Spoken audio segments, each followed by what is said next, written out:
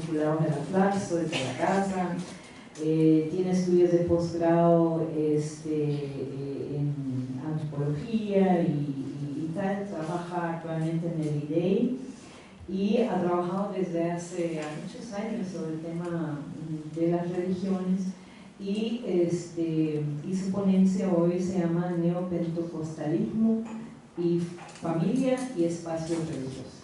Muchísimas gracias, Clara.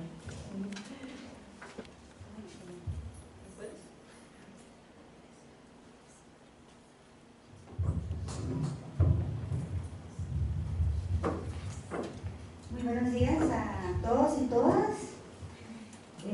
colegas de Flaxo, visitantes, panelistas.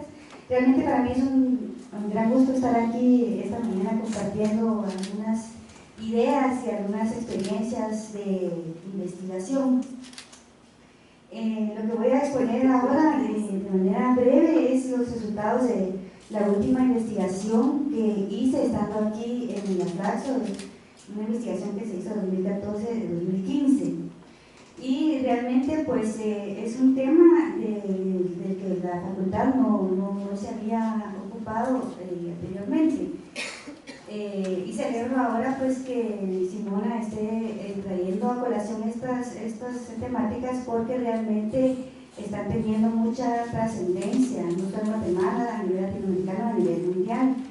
En realidad, según algunas estimaciones, realmente el mundo no se está volviendo más secular, realmente se está volviendo más religioso en su diversidad, y eso merece una interpretación sociológica, antropológica muy detenida y muy rigurosa. Y realmente pues las ciencias sociales no hemos puesto en Guatemala suficiente atención, bueno, salvo algunos aspectos que quizá tocan más con la religiosidad popular desde la antropología, ¿verdad? Sin menospreciar esta parte, porque hay muchos trabajos en este campo, pero todos estos nuevos movimientos religiosos también pues merecen un espacio. Entonces, realmente este es un trabajo que se hizo acá de manera quizá muy modesta, pues me refiero en cuanto a alcance, en cuanto a fondos, pero bueno, voy a exponer un poco de lo que se trabajó. Yo lo que creo, como bueno, yo soy antropóloga y también me gusta la historia, siempre parto realmente mi análisis más al micronivel, ¿verdad? Los espacios más pequeños, pero yo sí creo que hay que partir de los antecedentes históricos del protestantismo en Guatemala. No lo voy a hacer demasiado extenso porque sé que pues no es un espacio no es un congreso de historia, pero bueno, yo creo que sí es importante por lo menos reconocer que existe una gran diversidad y una gran heterogeneidad dentro de la población protestante guatemalteca.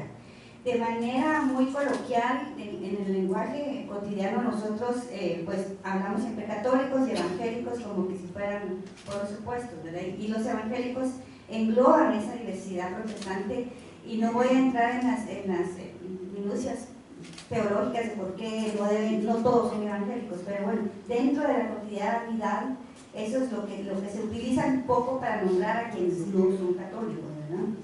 Pero está claro que hay una gran diversidad. Están las iglesias históricas, que se llaman históricas porque fueron las primeras que vinieron desde 1872, cuando Justo Rufino Barrios invita a los primeros presbiterianos a Nueva York a invitarlos para que funden acá la primera iglesia presbiteriana, que es la que cabal está atrás del Palacio Nacional. Y claro, lo hace en un contexto de liberalismo, de expansión de mercados económicos, en donde realmente Guatemala está abriendo su mercado comercial hacia Europa, vendiendo café a otras partes, y necesita también, dentro de la lógica de los gobiernos liberales de esa época, que vinieran gentes de Europa, de Estados Unidos, a afincarse acá y que también tuvieran un espacio de expresión religiosa, ¿verdad? Hacer como amigable el ambiente político a estos grupos, a estos comerciantes, a estos élites económicas que traían y practicaban otras religiones. Por eso vienen los primeros presbiterianos, y también luego vienen bautistas, vienen nazarenos, viene la misión centroamericana, vienen los metodistas, vienen algunos luteranos. La mayoría de estas iglesias tienen nexos con los Estados Unidos, pocas con Europa, con Alemania, con los luteranos. Y bueno, ellos son los primeros que se establecen y luego se distribuyen de alguna manera formalmente territorio para evangelizar y no competir entre ellos. Se genera un sínodo evangélico en los años 40 y se reafirma en los 50 para que ellos no compitan, ¿verdad? Pero luego vienen las iglesias pentecostales, ¿verdad? En los años 20, 30, sobre todo las asambleas de Dios hacia el año 32, 34, la iglesia del Evangelio completo, la iglesia de Dios del Evangelio completo hacia el 34, a Totonicapán, entre población quiché. Es interesante que la mayoría de la población pentecostal en Guatemala es indígena. Y luego entra otro grupo por Atezcatempa en los años 30, 32, 34, por la parte de Jutiapa, viniendo de El Salvador. O sea que estas iglesias pentecostales, ellos no respetan la división de evangelización territorial que tenían las iglesias históricas, y no lo hacen por varios motivos interesantes. Voy a hacer un paréntesis para eso. Bueno, quizá para algunas personas acá conocen las descripciones religiosas, pero bueno, para los que no, bueno, la población pentecostal o el pentecostalismo es la que alude a los dones del Espíritu Santo que fueron derramados en el día de Pentecostés y que se expresan de diferentes maneras, en la glosolalia o el hablar en lenguas, y en otro tipo de dones como profetizar, etcétera, ¿no? Entonces sí se expresa de manera muy emotivo, con hablar en lenguas, con llanto, con danza, de muchas otras formas que las iglesias históricas en su liturgia, su manera de manifestarse no tenían, ¿no? Entonces por eso en los pentecostales hay cantos, etcétera, y rezos muy emotivos porque se considera que es una manera, la alabanza hacia Dios. Entonces, de alguna manera ellos decían que Dios, el Espíritu Santo se manifiesta en cualquier lugar. ¿Cómo va a ser eso que van a partirse el territorio? Si puede manifestarse en cualquier lugar. Entonces por eso es que ellos no lo hacen, y empiezan a difundirse en diferentes iglesias en diferentes partes. Y bueno, actualmente hay diferencias muy importantes entre el pentecostalismo y el neopentecostalismo, haciendo la salvedad de que algunas personas que asisten a estas grandes iglesias, sobre todo en El Salvador, no les gusta que sean llamados neopentecostales. Aquí creo que en Guatemala no hay problema con eso, por lo menos yo no lo he encontrado, pero en El Salvador no les gusta, ¿no?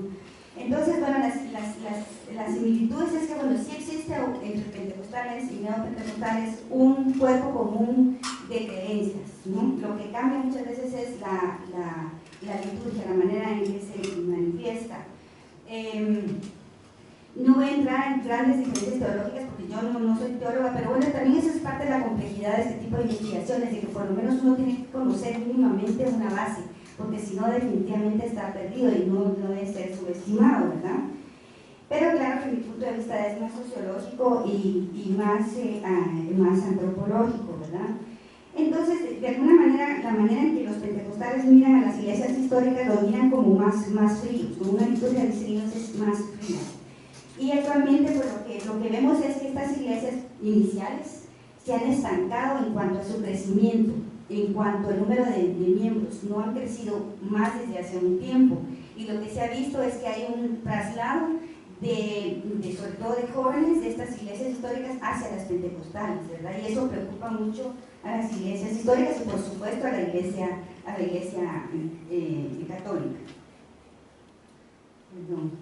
Entonces, bueno, ¿por qué han crecido las iglesias pentecostales y neopentecostales? Hay muchas interpretaciones y no sería tal vez mi función aquí desarrollarlas todas, pero yo creo que sí es importante ver que los pentecostales, al darle prioridad a las personas, digamos como mencionaba el Marcelo, en el área rural, cualquier persona que puede ser un pastor y dirigir su iglesia, ¿verdad? Porque es un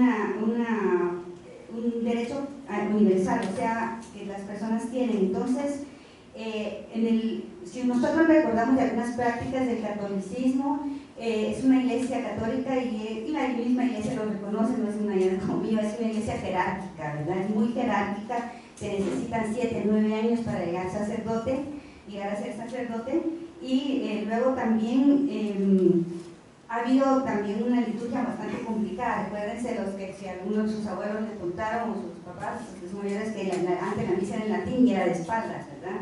Entonces, de alguna manera, pues los cultos, los servicios religiosos pentecostales son más abiertos, son más próximos. También luego dentro del catolicismo popular existen las cofradías, las hermandades. Las cofradías generan una gran erogación económica, o sea, el que es cofrade mayor, las capitanas tienen que comprar los tamales, las bebidas, las candelas, los cohetes, las bombas, financiar todo esto, y es un gran gasto. Y de alguna manera algunos que han estudiado esto piensan que, bueno, de alguna manera el pentecostalismo tiene que ver de alguna manera con que ya no se acepten estos cargos religiosos, ¿verdad? Luego también un asunto muy interesante es el alcoholismo. En Guatemala hay grandes cantidades de población que padece de enfermedad del alcoholismo, y pues los que han estudiado también el pentecostalismo han visto que es una de las vías por las cuales la persona que se convierte abandona este vicio. Bueno, por supuesto algunos reinciden, a los cuales se llaman hermanos caídos, pero pueden volver a ser repescado a las vías del Señor. Entonces hay muchísimas razones. También otra es que permiten mucha participación de los feligreses en estos grupos, con la posibilidad de hacer cosas, ¿verdad? Participación de hombres y de mujeres, claro que con sus diferencias, porque es muy difícil encontrar que haya una mujer que acceda que sea pastora. A veces se le llama pastora, pero es la esposa del pastor, ¿verdad? Entonces realmente hay una gran cantidad de elementos que necesitamos hilar fino para entender el crecimiento pentecostal, y no necesariamente verlo como, por supuesto que hay nexos con las iglesias norteamericanas, pero verlo como una agenda del norte, ¿verdad? Porque si nos limitamos a ese nivel, podemos perder de vista todas las lógicas y que la gente tiene una agencia social, que la gente tiene capacidad de decidir de alguna manera, y que tiene también dentro de ciertos espacios algunas formas en que puede contribuir con su comunidad a partir de la participación en su iglesia. Luego también muchas de estas iglesias actualmente están financiando los consejos escolares, están financiando obras sociales, están financiando el parque, y los inmigrantes están enviando remesas. Inmigrantes evangélicos envían remesas para sus pueblos. Entonces son dinámicas realmente muy, muy complejas. También con un colega acá, Manuel Castillo, estuvimos haciendo una investigación en el 2016 sobre algunos trabajos que hacen las iglesias con pandilleros, para lo que ellos llaman su restauración, y una serie de cosas bastante complejas, sobre todo en las colonias que de alguna manera efectivamente se han denominado rojas, ¿no? Entonces también es cierto de que muchas de estas iglesias han predominado entre las clases populares, entre el campesinado, entre los trabajadores, ¿verdad? Y como una persona que yo entrevisté una vez me decía, es que lo que pasa es que nosotros los pentecostales, los evangélicos, me decían, es que esa es la religión de las muchachas, de las empleadas domésticas, o sea, de manera peyorativa. Pero eso obviamente ha cambiado muchísimo, y ahorita vemos iglesias, o sea, que tienen una feligresía étnicamente diversa y de clases sociales diversas, hasta la gente que asiste a los servicios de Shaddai, que es personas de la Universidad de Guatemala, también algunas de Verbo, de Casa de Dios, no necesariamente todas, hay una gran cantidad de gente que va a Casa de Dios que es de sectores populares. O sea, hay una gran complejidad en cuanto a la membresía y la clase social. También se dice, algunos autores mencionan de que las iglesias neopentecostales son iglesias de élite, de clases altas y de clases medias, pero hay algunas iglesias que contradicen esto. Por ejemplo, una iglesia que está al final de la cruz, que se llama Iglesia de Jesucristo, la Familia de Dios, del pastor Luis Fernando Solares. Hay una diversidad de personas, hay muchas personas de clases populares, indígenas, pobres, también indígenas comerciantes ricos, o sea que no necesariamente todas las iglesias neopentecostales tienen una feligresía de la clase alta. Lo otro es que ninguna iglesia pentecostal es igual a otra, o sea, esa es una de sus características, son distintas entre sí. Bueno, esta es una de las jornadas de oración contra la corrupción que recientemente se dieron, o sea que vamos a estar viendo también que hay cambios en las iglesias. Si bien, quizá voy muy rápido, pero si bien antes se hablaba de que las personas no hacían nada porque esperaban el último día del gran arrebatamiento, que Dios los iba a salvar, actualmente dentro de sus propias lógicas religiosas están empezando a hacer algunas actividades donde es notorio que también empiezan a preocuparles aspectos que afectan al país como la corrupción, etcétera, pero claro que tienen sus propias lógicas de intervención. Entonces acá pues obviamente es una jornada de oración para sanear el país, ¿verdad? Ahora bien, pasando un poco al tema de las cifras que bueno, ya nos había hablado antes sobre que realmente la Iglesia Católica está muy preocupada por la pérdida de feligresía. Bueno, lástima que yo creo que la boleta del censo actual no va a registrar la descripción religiosa de la población. Hubiera sido fantástico para poder cruzar la variable religiosa con la variable étnica, con la intención de voto, con un montón de cosas, pero claro, se habla de que debe haber una separación de Estado e Iglesia, pero eso no quiere decir que en las boletas de recolección de información no se registre algo tan importante. Entonces, bueno, tenemos aproximaciones estadísticas y bueno, una de las CEPAL, este es un CEPAL con ese nombre, es de la Sociedad Evangelizadora para América Latina, hizo encuestas y luego les voy a decir cómo las hacen. El 25.4% de la población la considera evangélica. En el 2006 el centro Pew Forum en Religión y Vida Cívica de Washington calculó el 34%, y luego la encuesta de la POP Latinobarómetro calculó también 48.4% católicos, 42 de evangélicos, o sea que ha estado subiendo el número de personas que se inscriben en esta categoría que les decía antes de evangélicos.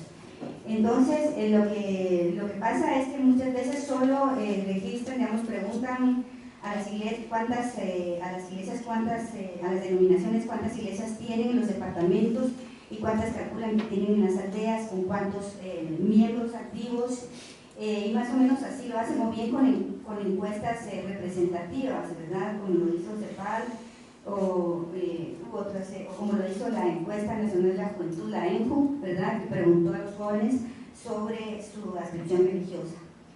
Y ya para 1970, entonces se calculó que el 60% de esta población evangélica era pentecostal y el 80% pentecostal, o sea, de ese grupo protestante. Ahora bien, ya para ir avanzando sobre cómo se hizo esta investigación sobre el neopentecostalismo, fue una metodología básicamente cualitativa. En estos años, 2014, inicio del 2015, un espacio urbano. Yo creo que puede haber unas grandes diferencias si nos vamos al área rural, y también nos exige una metodología mucho más compleja, con personas que hablen los idiomas mayas y puedan interlocutar con las personas en sus propios idiomas para entender las lógicas de su conversión y de su participación. Entonces, de alguna manera pues más modesta, dijimos, bueno, nos quedamos en la ciudad de Guatemala, dado que no soy fluida en cachique, las dudas penas en algunas palabras, entonces puedo hablar con las personas en español, y trabajamos en Iglesia Tiempos de Gloria, que está aquí en Los Próceres, en Casa de Dios, El Calvario, Iglesia de Jesucristo, la Familia de Dios, con grupos de personas, sobre todo que tienen posiciones de liderazgo dentro de la estructura de sus iglesias, y hicimos entrevistas a profundidad, semi-estructuradas y observación en servicios religiosos, o sea, ir, estar en el culto, ver qué se dice, y analizar algunos periódicos religiosos, sobre todo La Palabra, que es la que tiene más tiempo de estar hablando, ¿verdad? Y bueno, de alguna manera el argumento, ya para ir terminando, es, bueno, claro, el neopentecostalismo funciona, yo sí creo que son iglesias como mecanismos en la época de la globalización, en donde, si bien es cierto, sí existe una mayoría de clases medias, funcionan como sujetos activos que encuentran una red de significados en su participación en estas iglesias, y también encuentran nuevos espacios de interacciones sociales en una sociedad donde los mecanismos y las formas de interacción social en el resto de la sociedad guatemalteca de alguna manera está resquebrajado y los espacios de participación son restringidos como partidos políticos, comités de barrios, COCODES, que también hay manipulación política, en donde un espacio social hacia afuera permeado bastante por la violencia urbana. Y por supuesto que todo esto no debe ser de manera ideal, sino que nos impone ciertos límites del neoliberalismo. Bueno, para hablar muy rápido del neopentecostalismo, bueno, algunos consideran que fue en los años 1950 donde aparecen las primeras agrupaciones neopentecostales, cuando viene un canadiense acá a Guatemala, Norman Parish, que él trajo bastantes prácticas litúrgicas, o sea, estos cultos con música, con instrumentos musicales, con bocinas y con más como libertad de movimiento, y por supuesto que algunos aluden a una teología de la prosperidad y guerra espiritual como los ejes del neopentecostalismo, ¿verdad? Bueno, la guerra espiritual es algo complejo, pero es bueno ver como que todos los males de la sociedad están afuera, y entonces es el grupo convertido el que tiene que actuar en la nación para sanearla, ¿verdad? Y esto de la teología de la prosperidad ha sido como desde los teólogos bastante criticado, porque no existe una teología como tal como la prosperidad, sino lo que se habla es una serie de discursos que hablan sobre prosperar económicamente, sobre ofrendar, sobre prosperar también en la familia, mejorar la familia, el grupo, la comunidad. Y bueno, y todas estas iglesias se caracterizan por una gran flexibilidad y adaptabilidad y la innovación. ¿Qué quiero decir con la innovación?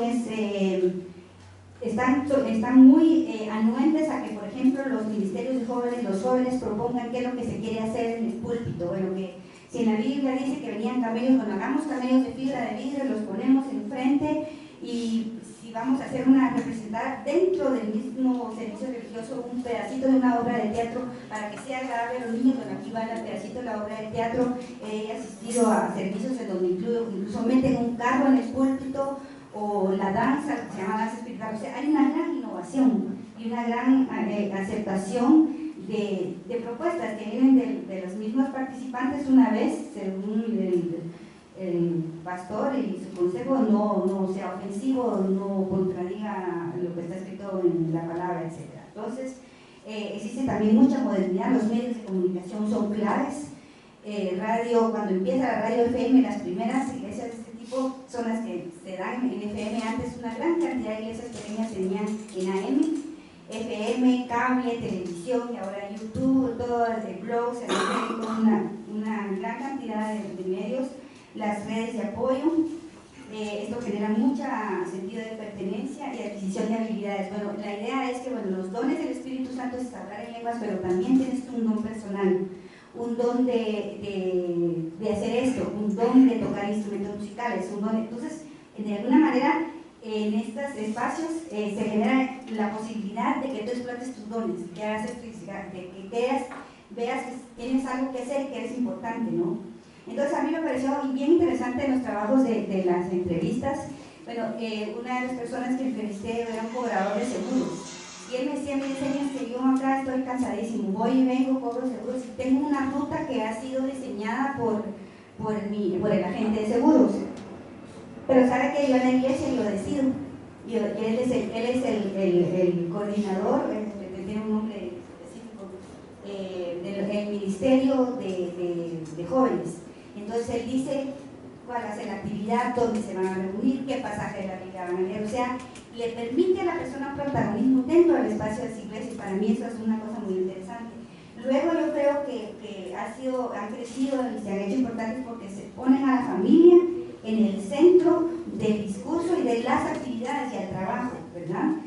Familias donde hay jóvenes que están oliendo cocaína, que están fumando marihuana, y que en las universidades, en la Galileo, en la de Valle, están fumando marihuana, en la San Carlos, en los corredores, pero los padres lo miran de otra forma. Entonces hay que restaurar a esos jóvenes. ¿Cómo hacemos para eso, verdad? O que ya se divorciaron los hijos, o los papás se están separando. Entonces, todos esos problemas sociales cotidianos, hay un espacio para sanearlos dentro de esta familia. Todo esto que cuando no alcanza el piso para pagar un psicólogo, de alguna manera la iglesia está ocupando ese espacio, pero dentro de una lógica también religiosa, ¿verdad?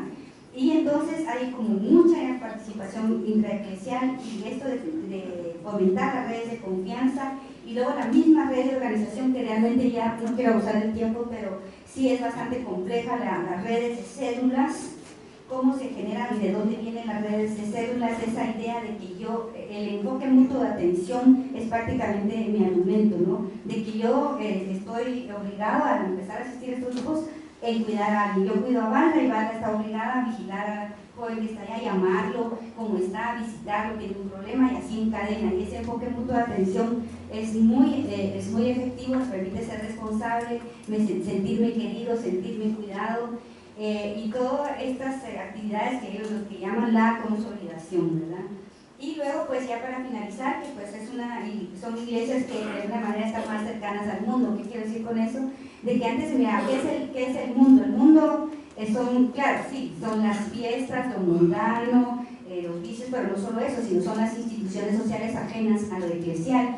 Es el mundo del derecho, de los abogados, de las profesiones. Entonces, actualmente hay muchas de estas iglesias en que dicen, bueno, tiene problemas, su marido le está pegando, bueno, sí, vamos a orar por ustedes para que el Señor cambie a su marido y sea usted también más receptiva, pero también, ¿sabe qué? La vamos a mandar con el psicólogo, porque aquí hay un hermano que asiste a la iglesia y el psicólogo le puede orientar, y además, ¿sabe qué? Si eso no termina, entonces vamos a mandar a un abogado, porque entonces puede poner una demanda, pero ya es usted la que la va a poner, no va a ser el pastor. Entonces eso es estar más cerca del mundo, que hayan estrategias, que hagan actividades que de alguna manera antes eran impensables en una iglesia. ¿Cómo va a ser posible que lo hacía la hermana con un psicólogo? Pero ahorita eso ha ido cambiando, hay como más apertura a aceptar la intervención de profesionales de las ciencias sociales y psicológicas dentro de la vida de la iglesia, y eso es para mí es un papel interesante,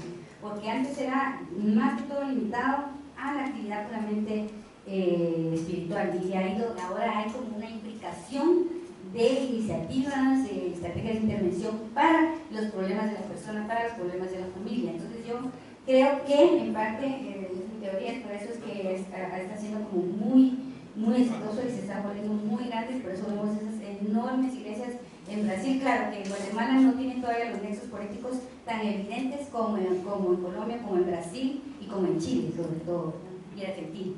Gracias.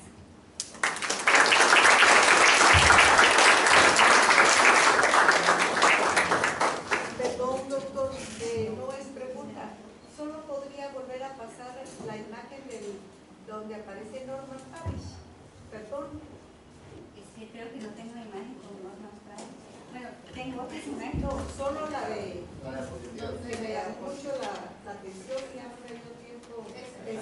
Gracias, soy muy amable. Ahorita ya.